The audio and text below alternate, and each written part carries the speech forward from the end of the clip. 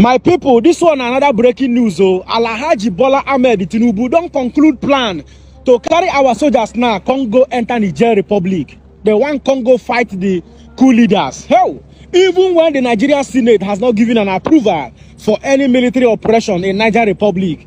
And I know what this one mean, Abi.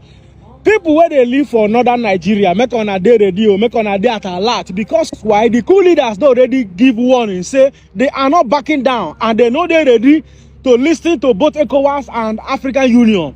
Which means any military operation where they enter their territory, they go respond. Hell, for country where now people they buy fuel for 700 naira, country where we say even €1 now is almost 1,000 naira, £1 is about 1,200. The best thing our president want to do now to Congo fight for Niger Republic. Anyway, who am I to talk? Make una watch this video, but as I watch this video, man, I try share am another person see am. I make una day at alert any place where you dey. God bless you. Leaders of the West African bloc, ECOWAS, have ordered the activation and deployment of a standby military force to Niger to restore constitutional order there. They also warned countries within the bloc supporting the coup leaders to stay off such actions. The decisions were reached at the second extraordinary summit in Abuja on the political crisis in Niger. Also, in reaffirming our relentless commitment to democracy, human rights, and the well-being of the people of Niger, it is crucial that we prioritize diplomatic negotiations and dialogue as the bedrock of our approach. The statement by the ECOWAS authority of heads of state and government is contradictory. On one hand, the ECOWAS heads of state are saying that they are deploying a standby force immediately and that the defense chiefs have been so directed. The defense chiefs haven't met previously in Abuja. So, and then on the other hand, they say, oh, all other options are still on the table, including dialogue and mediation. So what exactly are they saying? Are you deploying the troops immediately? And what is called ECOWAS standby force? From the way they manage it, President Ouattara made a point that this is not unilateral action from President Tinubu. You know, he provided a good cover for President Tinubu to say it's a collective decision. But the ECOWAS leaders insisted that they had to take this action because of the failure of the resolutions that they took at their first meeting. Now they are having a second extraordinary summit on the same subject of Niger within 10 days, and that they have no option but to act, as we had President Ouattara say. Okay, they want to act. It's group action, collective action, as President Tinubu pointed out. But I find that President Tinubu is in a very delicate situation. You know that he had approached the Senate of the Federal Republic to ask for, the imprimatur of the people's representatives to follow up on the resolutions of ECOWAS. And the Senate said no. Only, take part in peace and mediation options. Do not contribute Nigerian troops. And they committed their resolution into writing. So the president acted under Section 5, Sub 4 of the 1999 Constitution, and the Senate of the Federal Republic responded. Is President Buhari going to commit Nigerian troops? Is he going to defy the Senate of the Federal Republic? Is he going to go back to the Senate of the Federal Republic or the National Assembly? Or is he going to act under Section 5, Subsection 5? Even if he does, and he sends Nigerian troops, now that the Chief of Air Staff, Air Marshal Abubakar, is saying that the Nigerian Air Force is on standby. The Nigerian Air Force is ready. We have 75 more aircraft in the fleet. Okay. Are they going to deploy those fleet of the Nigerian Air Force without the approval of the National Assembly? Section 5 sub 5 is very clear. If you commit, then you must go back to the same National Assembly within a week, and you will get a reply within 14 days. Now, if he doesn't do that, that will be an impeachable offense. That will amount to gross misconduct on the part of the President of Nigeria.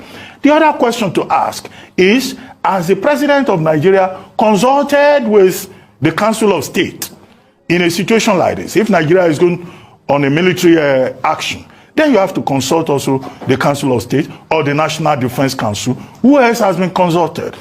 Apparently, the pressure from Nigerian people, the JNI, Jamaatul Nasrul Islam, the Ulamas, the Izala, the Christian Association of Nigeria, the latest is Afenifere, and other concerned citizens.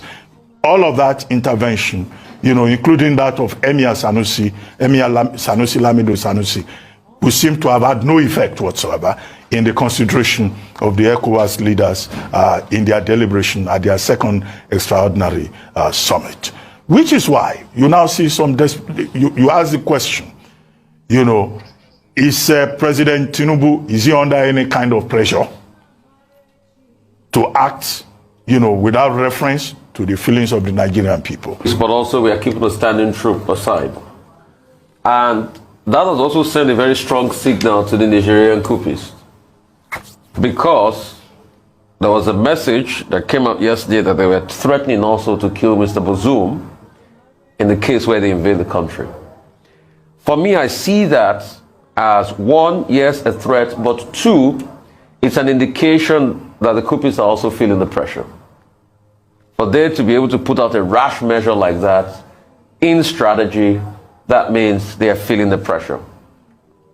What we can also do, since we've opened the channel of conversation and communication through that cultural means, which can also be said sort of like, interpersonal relationship, be it soft power, be it anything, let us improve on that to be able to talk to these people. Because when you look at it, based on what is on ground, I don't see these coup plotters having that acceptance of the people for a long time. The bellwether for any country is the economy. The Nigerian economy obviously is starting to falter. And if that happens, then definitely the people will start to ask questions from their governments. So the people's support will definitely whittle out at some point. Then the question is, can diplomacy come in? The troops on standby, not necessarily putting those troops in, but it shows that they are feeling the heat. So the question is, what can we quickly do? I think it's also good to be able to explore that channel even further, Emir Sanusi's channel. So how quick can we also get a government, Nigerian government, probably now then an ECOWAS rep team, emissary, to also meet with those people?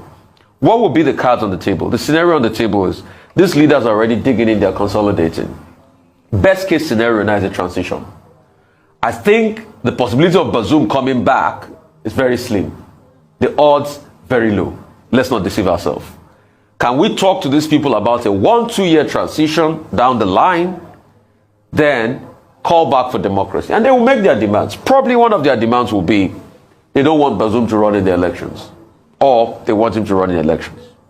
Also, explore other paths, because there are other political angles to all of this. One, the CRR rebel group that has a very strong foothold in the north. Also, you need to involve them in a conversation like this. Because with this threat that they might kill Bazoum, that might intensify efforts. Only God knows who is using them. Intensify efforts, talk to all of them.